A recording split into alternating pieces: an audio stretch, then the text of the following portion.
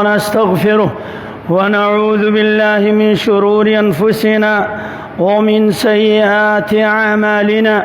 من يهده الله فلا مضل له ومن يضلل فلا هادي له، وأشهد أن لا إله إلا الله وأشهد أن محمدًا عبده ورسوله.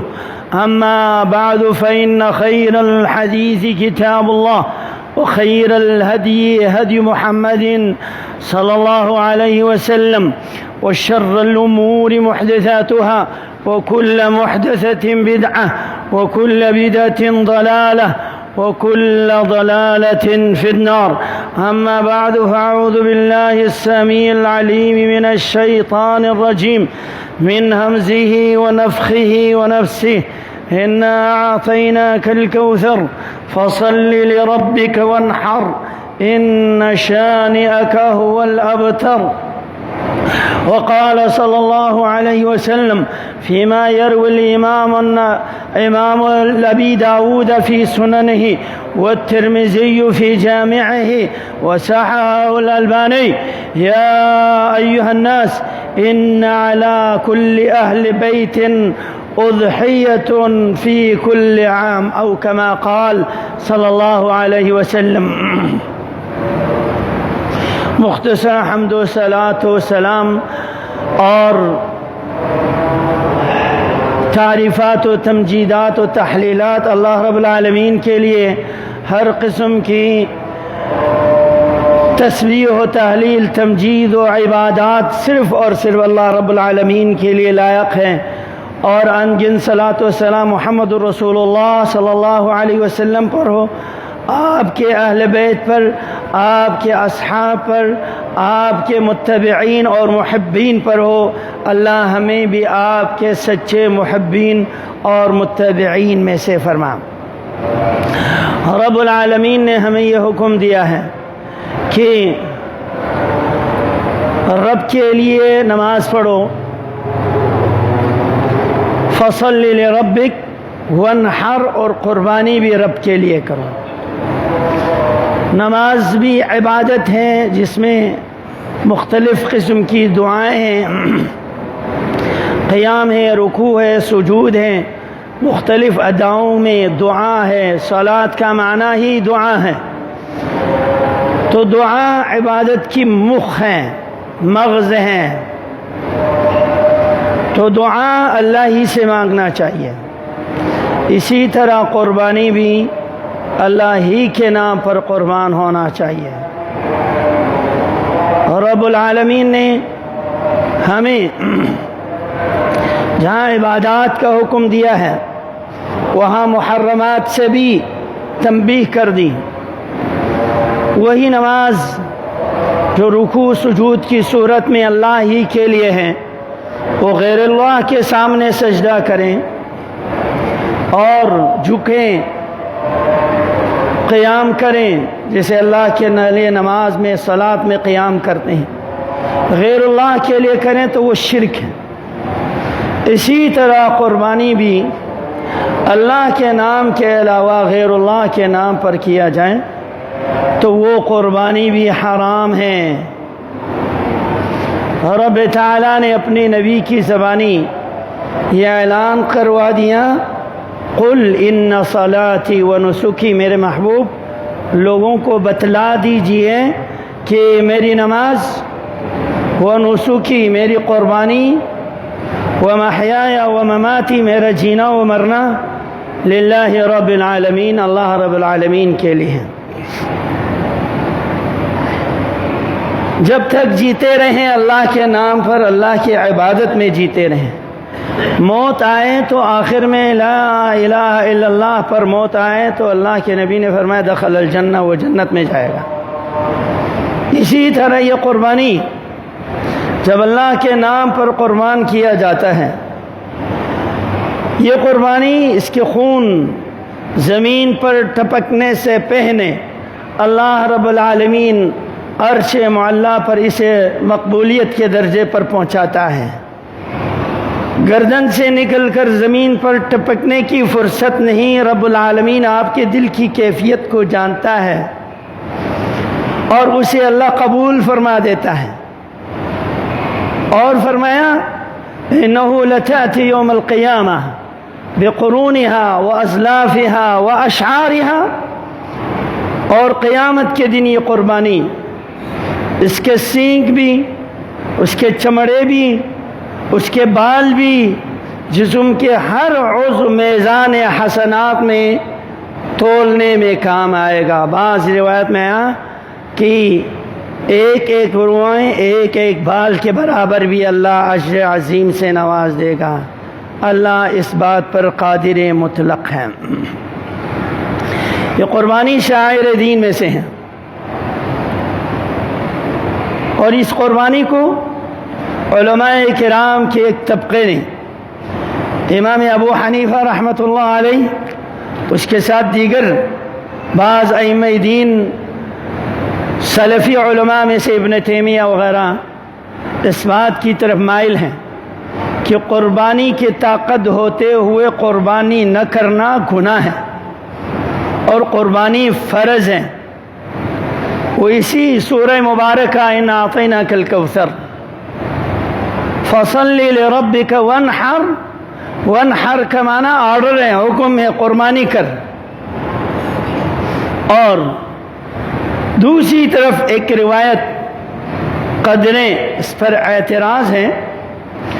اللہ کے نبی صلی اللہ علیہ وسلم کی حدیث امام حاکم نے بیان کیا ہے، من وجد سعة لأن يضحي، کسی کے پاس طاقت ہے قربانی کرنے کی، اضافی مال موجود ہے، فلم يضحي، پھر بھی قربانی نہیں کرتا ہے، فلا يحضر مصلانا، وہ ہمارے عیدگاہ میں مت آئے. اس حدیث کو بعض نے سیدنا ابو ہریرہ رضی اللہ تعالی عنہ کا قول اور فتویٰ شامل کیا ہے، بعض نے اس حدیث کو نبی صلی اللہ علیہ وسلم کی طرف منسوب کیا ہے. دوسری طرف علماء کی وہ ٹیم ہے جو اس کو سنت مؤکدہ فرمایا ہے، اور رسول اللہ صلی اللہ علیہ وسلم سے یہ پوچھا گیا ما هذه الاضاحی یا رسول اللہ، اللہ کی نبی یہ قربانی ہے کیا چیز ہے، کیوں کرتے ہیں؟ آپ صلی اللہ علیہ وسلم نے فرمایا سنت ابیکم ابراہیم، یہ تمہارے دادا بابا ابراہیم علیہ السلام کی سنت ہے.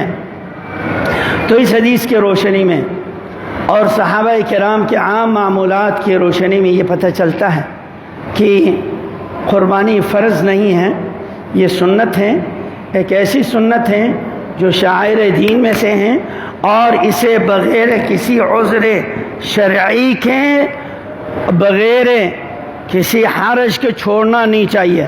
جو لوگ قربانی کو حقیر سمجھتے ہیں یہ بہت بڑی حماقت ہے.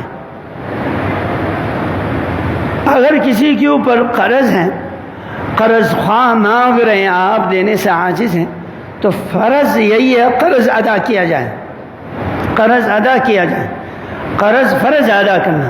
لیکن کسی کے اوپر قرض نہیں ہے اور وہ اس کے پاس تنخواہ آنے کے بعد یا بیسی نکلنے کے بعد دینے کی صلاحیت ہے، وہ قرض لے کر بھی قربانی کر سکتے ہیں، کیونکہ بعد میں قربانی کرنا ممکن نہیں ہے. اگر اس کے پاس ذرائع آمدن اس طرح ہے کہ وہ بعد میں آرام سے ادا کر سکیں تو قرض لے کر بھی قربانی کریں. یہ قربانی اللہ کو بہت پسند ہے. عربوں میں قدیم رواج رہا ہے، آج بھی ہے، کہ جب بھی ان کو پریشانی آتی تو قربانی پیش کرتے تھے. فوراً اونٹ کو ذبح کر لیا، خون بہا لیا، لوگوں کو کھلا دیا. اللہ کو یہ خون بہت پسند ہے. اور کچھ نادان لوگ ہوتے ہیں جب مصیبت آ جائے تو پھر قربانی شروع کر دیتے ہیں. ہاں یہ بھی اچھی بات ہے، مصیبت کو ٹالنے کے لیے بھی صدقات، خیرات اور خون بہانا یہ درست ہیں. ان صدقۃ تدفع البلاء، صدقہ جو ہے بلا اور وبا کو ختم کر دیتا ہے. تو یہ قربانی گھروں میں سے بیماری، پریشانی اور بلا وبا کو دور کرنے کا ایک ذریعہ ہے. اور سال میں ایک دفعہ اس کو مشروع قرار دی، اور اس میں جہاں کہ جانور صرف اللہ کے نام پر ہی ذبح ہوں، عبادت غیر اللہ کے نام پر جائز نہیں، تو ساتھ ساتھ اسلامی تمام عبادات کے اندر صلہ رحمی کا عنصر رکھا گیا ہے۔ جیسے کہ عید الاضحیٰ کے اندر فطرانہ دیتے ہیں، سال کے زکوٰۃ ہیں، اسی طرح یہ سال کے گوشت کی صدقہ ہے، اور گوشت اللہ کے نبی صلی اللہ علیہ وسلم کو بہت پسند تھا، اور اس میں سے بھی بکرا یا بکری کے اگلا دستی یہ بہت اللہ کے نبی کو پسند تھے۔ ایک دفعہ آپ کی ضیافت ہوئی، آپ نے فرمایا دستی نکالو، نکال دیا، پھر فرمایا دوسری دستی بھی نکال دو، نکال دیا، پھر فرمایا اور نکال دو۔ وہ صحابی کہنے لگے اللہ کے نبی بکرے کے 2 ہی دستے ہوتے ہیں، 3 تو نہیں ہوتے ہیں۔ آپ نے فرمایا اوہ تم نے اعتراض کر لیا، چپ کر کے ہاتھ لگا دیتے تو یہ تیسرا دستہ بھی نکل آتا، یہ معجزہ ہو جاتا ہے۔ جہاں نعمان بن بشیر کے گھر میں تھوڑے سے آٹے پورے غزوہ خندق کے مجاہدین کے لیے کھانا کام آیا، وہ پکاتی گئی اور لوگ کھاتے گئے۔ اللہ جب چاہتا ہے معجزہ اپنے نبی کے ہاتھوں پیش کر دیتا ہے تاکہ یقین ہو جائے کہ آپ آخری نبی ہیں، اللہ کی طرف سے ایک معجزہ ہے۔ آج کے دور میں نبی تو نہیں مگر ولی اللہ والوں کے ہاتھ سے کرامت، معجزہ نہیں کرامت سرزد ہو سکتا ہے اس طرح، لیکن جو لوگ خود باقاعدہ کہتے میں کرامت دکھاتا ہوں، کرامت دکھانے کے نہیں ہوتے ہیں، اور کرامت تو رب جب چاہے تو پیش کر دیتا ہے۔ اگر معجزہ نبی کے ہاتھ میں ہوتے تو کبھی بھی صحابہ کو بھوکے نہ رکھتے، اتنے دن خندق کے میدانوں میں پیٹ پر پتھر باندھ کے نہ رکھتے، لیکن رب جب چاہتا ہے معجزہ دکھا دیتا ہے۔ اسی طرح ولی سے بھی جب چاہتا ہے کرامت دکھا دیتا ہے۔ ولی کے ہاتھ میں یہ کرامت نہیں، جو لوگ اپنے ہاتھ سے کرامت دکھاتے ہیں وہ جادوگر ہیں، وہ کاہن ہیں، اس کے پاس شیطان قبضے میں ہے، لوگوں کو دھوکہ دے رہا ہے۔ خیر، یہ قربانی اہم ترین، اللہ کو پسندیدہ ترین ایک عبادت ہے۔ اس کے جگہ پر کوئی یہ کہیں کہ میں تو لوگوں کے گھروں میں راشن ڈال دوں گا، صدقہ کر دوں گا، بالکل نہیں۔ اس کے لیے سال بھر باقی آپ کے پاس، یہ خاص ایک عبادت ہے، اس کے عوض میں آپ صدقہ کر دیں، کسی کے قرضہ اتار دیں تو آپ کی قربانی نہیں ہوگی۔ فرض حج ادا نہیں کرتا جا کے لوگوں کے کھلاتا پلاتا، بھائی فرائض اللہ کو بہت ہی پسند ہے۔ فرض چیز کو چھوڑ کر نفل میں مبتلا مت ہو جاؤ، فرائض کی طرف توجہ دو۔ اور یہ ایک ایسی سنت ہے جو سنن الفطرہ، اور ایسی سنت جس کو نبی نے غربت کے زمانے میں بھی ترک نہیں کیا ہے، ہمیں بھی قربانی کو چھوڑنا نہیں چاہیے۔ اس قربانی کو ادا کرنے کے آداب ہیں۔ ہم جب چاہے جس دن چاہے قربانی کر لیا، قربانی ہوگی نہیں۔ ایک صحابی نے نماز سے پہلے ہی کاٹ لیا، اللہ کے نبی نے فرمایا یہ تو تم نے گوشت نکال دیا۔ من کان ذبح اضحیتہ قبل ان یصلی، عید کی نماز سے پہلے جس نے کاٹ لیا، فلیذبح مکانہا اخری، پھر نماز کے بعد دوسری ذبح کر لیں، اس کی قربانی نہیں ہوئی۔ ظہر کی نماز زوال سے پہلے پڑھ لیں، مغرب کی نماز سورج غروب ہونے سے پہلے پڑھ لیں، حرام ہے، ناجائز، ناقابل قبول ہے۔ اسی طرح قربانی عید کی نماز کے بعد کم از کم آپ کے اس علاقے کے بعض مساجد میں عید کی نماز ہو جائے، امام صاحب نماز پڑھا لیں اور خطبہ ادا کر لیں، تو اس کے بعد ذبح کریں تو وہ قربانی ہے۔ اس قربانی کے بارے میں صحابہ کرام بڑے اہتمام کرتے تھے، پہلے سے خرید کر اس کو کھلا پلا کر موٹے۔ کنا نسمن الاضحیہ بالمدینہ، ہم مدینے میں قربانی کو موٹا فربا کر دیا جاتا تھا۔ اور نبی علیہ الصلوۃ والسلام کی قربانی کے بارے میں فرمایا ضحى املحین امرنین موجوعین عظیمین، موٹے تازے چت کپڑے یعنی کالے اور سفید مکس کلر والے آپ نے دمبے سنگوں والی، بعض جواب میں خصی، یہی نہیں دونوں خصی کو آپ نے قربانی کی۔ تو خصی جانور کی قربانی کی کوئی کراہت نہیں، متعدد احادیث اس میں موجود ہیں، یہ عیب نہیں، مگر خصی کرنا یہ اچھی بات نہیں، قربان جانور کے لیے تکلیف دینے والی بات ہے۔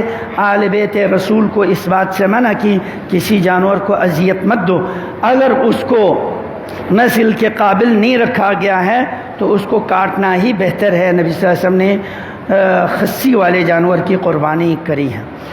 قربانی کے اندر جو صفات ہیں، بنیادی اہم ترین جو عیوب ہیں، نقائص ہیں، وہ آپ صلی اللہ علیہ وسلم نے فرمایا اربع لا تجوز فی الاضاحی، 4 چیزیں ہیں جو قربانی میں جائز نہیں ہیں۔ العوراء البین عورها، بنگا پن، ایک آنکھ ٹیڑھی ہو، سرے سے آنکھ ہی نہ ہو، کانا دجال کی طرح ایک آنکھ، تو اس سے بھی زیادہ عیب ہے۔ آنکھ ہیں لیکن اس میں ٹیڑھا پنی بہت زیادہ واضح ہے۔ والمریض البین مرضها، کوئی بیماری ہے وہ بیماری بالکل واضح نظر آ رہا ہے۔ والارجاء البین ضلعها، لنگڑا پن بالکل واضح ہے، چلا کر دیکھنے سے پتہ چل رہا ہے یہ لنگڑا پن ہے۔ والکثیر التي لا تنقی، انتہائی لاغر کمزور ہیں، حتیٰ کہ ہڈیوں میں گودے تک بھی نہیں، تو ایسے جانور کی قربانی درست نہیں۔ بعض ضعیف روایات کے اندر سینگ میں خراش ہو، تراش ہو، تھوڑا سا کٹا ہوا ہو، ناک کان کے دائیں بائیں آگے پیچھے کناروں سے کٹا ہوا ہو، وہ ساری روایتیں ضعیف ہیں، مگر یہ بات درست ہیں سینگ کے آدھے سے زیادہ کٹے ہوئے ہوں، یا جو ہیں کان آدھے سے زیادہ اور بہت بڑا حصہ اس میں کٹا ہوا ہو، عیب ہو کان میں، تو وہ درست نہیں۔ ایک صحابی آ کر کہنے لگے اے اللہ کے نبی، میں تو دان ٹوٹا ہوا ہو تو میں اس کی قربانی پسند نہیں کرتا ہوں۔ ابو داؤد شریف کی صحیح روایت ہے، آپ صلی اللہ علیہ وسلم نے فرمایا تجھے پسند نہیں تو بے شک تم نہیں کر لو، پسند کی قربانی کر لو، لیکن یہ نہ کہو یہ جائز نہیں ہے، یعنی دان ٹوٹے ہوئے جانور کی قربانی درست ہے، یہ عیبدار شمار نہیں، نہ ہی خصی کیا ہوا جانور عیبدار شمار ہیں۔ آپ صلی اللہ علیہ وسلم نے قربانی کے دن ام المؤمنین عائشہ رضی اللہ تعالی عنہا کو حکم دیا حلم المدیہ، عائشہ چھری لے آؤ، واشحذیہا، اس کو بحجر، پتھر سے رگڑ کے اس کو تیز دھار لگاؤ، پتھر پر رگڑ رگڑ کر چھری کو، سکین کو، مدیہ اس کو تیز دھار کر دو۔ پھر آپ صلی اللہ علیہ وسلم نے اس جانور کو، مینڈنے کو پکڑ لیا، باندھ لیا اور کندھے پر ہاتھ رکھا، پیر رکھا، سیدھا پیر کندھے پہ رکھا، بائیں ہاتھ سے پکڑا، سیدھے ہاتھ سے یوں پڑھتے ہوئے ذبح کیا بسم اللہ اللہم تقبل من محمد و آل محمد، اللہ کے نام سے، بسم اللہ، اللہ کے نام سے، تقبل، اسے اللہ تو قبول فرما، من محمد و آل محمد، محمد کے گھر والوں سے، ومن امت محمد، محمد کی امت کی طرف سے ہیں۔ بعض جواب میں آتا 2 آپ نے قربانی کی، ایک آپ نے اپنے اہل خانہ کی طرف سے، دوسری قربانی آپ نے اپنی امت کی طرف سے۔ اس سے علماء نے یہ استدلال لی ہے کہ قربانی میت کی طرف سے جائز ہے، لیکن وہ قربانی جس میں زندہ لوگ بھی شامل ہوں اور مردوں کو بھی شامل کریں، کیونکہ نبی کے امتی وہ لوگ بھی زندہ تھے جو فقراء مساکین تھے، قربانی کے استطاعت نہیں رکھتے تھے، کچھ لوگ مر چکے ہیں، کچھ لوگ بعد میں آنے والے ہیں، قربانی کی استطاعت نہیں رکھتے ہیں، ابھی زندہ ہی نہیں ہوئے، دنیا میں آئے ہی نہیں، ان کی طرف سے آپ نے قربانی کر لیا۔ تو یہ قربانی نبی صلی اللہ علیہ وسلم نے فرمایا اسے کر لو۔ آپ صلی اللہ علیہ وسلم نے حجۃ الوداع کے موقع پر سیدنا علی رضی اللہ تعالی عنہ، آپ نے 30 اونٹوں کی قربانی نحر کی، خود آپ صلی اللہ علیہ وسلم نے اپنے ہاتھ سے، پھر باقی 60 اونٹ سیدنا علی رضی اللہ عنہ کو فرمایا کہ آپ میری طرف سے قربانی کرو۔ تو اتنے سارے قربانی آپ نے کرا دیا، تو ایک سے زیادہ قربانی کر سکتے ہیں، خود اپنے ہاتھ سے نہر کریں یا کسی سے کروائیں۔ بعض روایت اس پر قدر اعتراض ہے۔ سیدنا علی رضی اللہ عنہ ہر سال نبی صلی اللہ علیہ وسلم کی طرف سے قربانی کیا کرتے تھے، آپ کے علاوہ اور کسی صحابہ سے ایسے کوئی روایت ملنا قدر مشکل ہے۔ تو یوں تو آپ اپنی طرف سے جب قربانی کریں گے، آپ کے تمام اہل خانہ کی طرف سے بھی ہیں، آپ کے ابو امی اگر فوت ہو چکے ان کو بھی اس میں شامل کر دیں، اور خود بخود آپ جب بھی قربانی کریں اس میں اجر ثواب محمد الرسول اللہ صلی اللہ علیہ وسلم کو پہنچ رہا ہوتا ہے۔ کیوں؟ اس لیے کہ آپ صلی اللہ علیہ وسلم نے فرمایا الدال علی الخیر کفاعلہ، جب کسی کو نیکی پر لگا دیں اور وہ نیکی کرنے لگے تو نیکی کرنے والے کی نیکی میں کمی کیے بغیر نیکی پر لگانے والے کو بھی اجر ثواب دے دیتا ہے۔ تو یہ جتنے بھی امتی نیکیاں کر رہے ہیں ان میں سے ایک حصہ اللہ کے نبی صلی اللہ علیہ وسلم کو خود بخود پہنچ رہا ہے۔ قرآن کریم نے ہمیں اس قربانی کے گوشت کے بارے میں فرمایا فَكُلُوا مِنْهَا وَأَطْعِمُوا الْبَائِسَ الْفَقِيرَ، سورہ حج کی آیت ہے۔ تو اس قربانی کے گوشت سے کھاؤ اور انتہائی تنگ دست بھیک مانگنے والے اور بھیک نہ مانگنے والے بائس الفقر انتہائی تنگ دست غریب مسکینوں کو بھی کھلاؤ۔ وَكُلُوا مِنْهَا وَأَطْعِمُوا الْقَانِعَ وَالْمُعْتَرَ، قانع جو ضرورت مند نہیں ہے پھر بھی ان کو بھی کھلاؤ، امیروں کو بھی کھلاؤ، والمعتر بھیک مانگنے والے سوال کرنے والوں کو بھی کھلاؤ۔ اور اس قربانی کے گوشت کو شروع اسلام میں مدینے میں جب پہنچے آپ نے 3 دن سے زیادہ رکھنے کی ممانعت کی، پھر جب یہ غربت کا زمانہ ختم ہو گیا تو آپ نے فرمایا، مسلم شریف کی روایت ہے، کولو وتزودو وادخرو، کھاؤ اور اس کو وادخرو ذخیرہ بھی کر لو، جمع بھی کر لو، آپ فریزر بھی کر سکتے ہیں، رکھ سکتے ہیں۔ صحابہ کرام سکا کے لے کے آیا کرتے تھے، تو یہ قربانی 3 دن سے زیادہ بھی رکھ سکتا ہے۔ طبی لحاظ سے بہت زیادہ برف خانوں میں رکھنے کی وجہ سے صحت کے لیے مفید نہ ہونا یہ ایک طبی اصول ہے، تو گوشت تازہ ہی کھانا زیادہ بہتر ہے۔ آپ نے اجازت دی، وہ پہلا والا حکم ختم کر دی۔ قربانی کے کھال کے بارے میں آپ صلی اللہ علیہ وسلم نے فرمایا، حسن روایت کی صحیح روایت ہے، من باع جلد اضحیۃ فلا اضحیۃ لہ، جس نے قربانی کے کھال کو بیچ کے قیمت کھا لیا تو اس کی قربانی قابل قبول ہی نہیں۔ تو قربانی کے گوشت بھی ہدیہ کرنا ہے، بیچنا جائز نہیں۔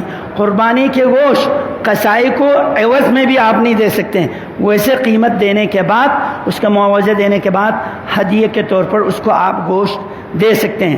اسی طرح قصائی کو عوض کے مقابلے میں کھال دے دینا یہ درست نہیں۔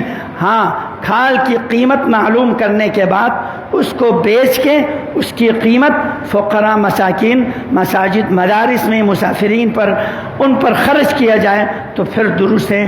اس قربانی کے گوشت اور کھال کو بیچ کے کھانا جائز نہیں ہے۔ اللہ سے دعا ہے اللہ ہمیں عین سنت کے مطابق قربانی کو کرنے کی توفیق عطا فرما، ہر قسم کے ریا، نمود، شہرت سے اجتناب کرنے کی توفیق عطا فرما۔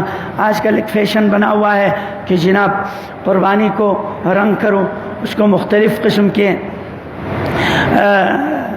جرس، کیا کہتے ہیں جرس کو، گھنٹیاں بجا لگا کے لٹکا کے گھماتے ہیں۔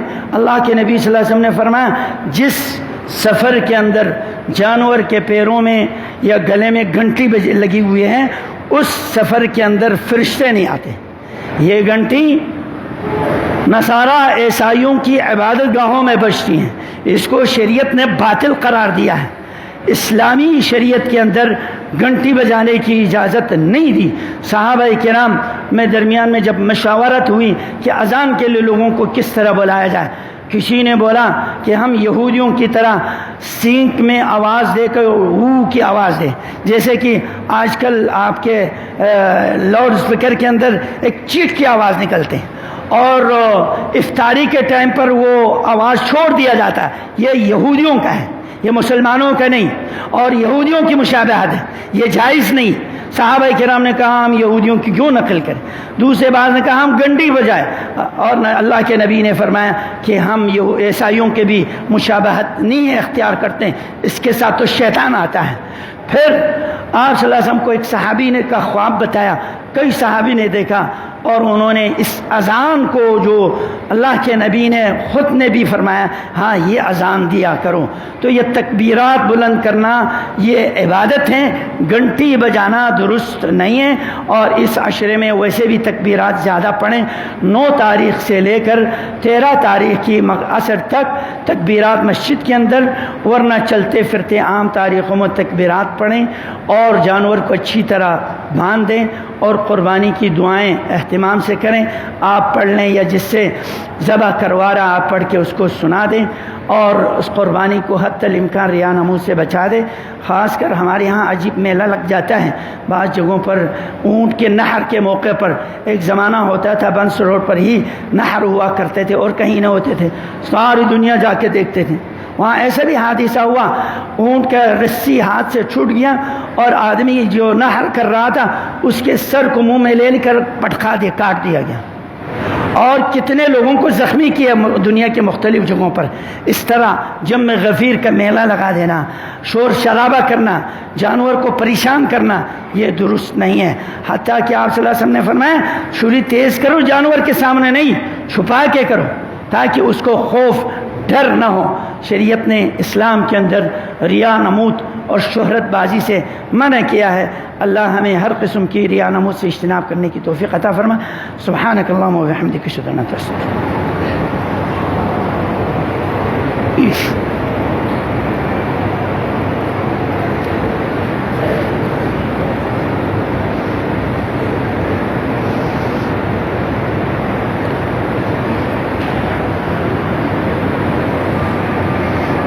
یہ پہلے سے ہم نے اعلان کر دیے تھے، نماز عید 7 بجے ہوں گے، اگر موسم اجازت دیں تو انشاءاللہ باہر میدان میں ہی ادا ہوں گے، ورنہ مسجد میں، اور مسجد میں ادا کرنے کی صورت میں تھوڑا احتیاط بھی کر لیں، خواتین گھروں میں بھی پڑھ سکتی ہیں، اور اگر آپ میں سے کوئی عیدگاہ میں نہیں پہنچے، اپنے گھروں میں 7 بجے کے بعد 2 رکعت نماز ادا پڑھ سکتے ہیں۔ معذور لوگ، بوڑھے لوگ، بوڑھی عورتیں گھروں میں 2 رکعت سنت پڑھنے کی بعض علماء کرام نے اجازت دی۔ یہ وہ ٹائم ہے جس میں صلاۃ الضحیٰ، چاش کی نماز پڑھنے کا ٹائم ہے، تو 2 رکعت نماز پڑھ سکتے ہیں، اور گھر میں انتظار کریں کہ جب تک یہاں خطبہ ختم نہ ہو 7:15 تک یا 7:30 کے بعد آپ قربانی کریں، تاکہ آپ کی مسجد میں عید کی نماز ادا ہو، پھر آپ قربانی کریں۔ گائے کے حصے میں اب گنجائش نہیں ہے، باقی انتظامیہ کی طرف سے یہ ہے کہ اونٹ میں 8 حصے باقی ہیں، اونٹ میں 8 حصے باقی ہیں۔ یہ تجارت نہیں ہے، یہ ایک خدمت کے طور پر کر دیا جاتا ہے، اس لیے یہ اعلان کرنا دین کا ایک تعاون ہے ایک دوسرے کے لیے، تو اعلان کیا جا سکتا ہے۔ ان الحمد للہ نحمدہ ونستعینہ ونستغفرہ ونعوذ باللہ من شرور انفسنا ومن سیئات اعمالنا، من يهده الله فلا مضل له ومن يضلل فلا هادي له، واشهد ان لا اله الا الله واشهد ان محمدا عبده ورسوله، اما بعد فان خير الحديث كتاب الله وخير الهدي هدي محمد صلى الله عليه وسلم، وشر الامور محدثاتها وكل محدثة بدعة، كل بدعة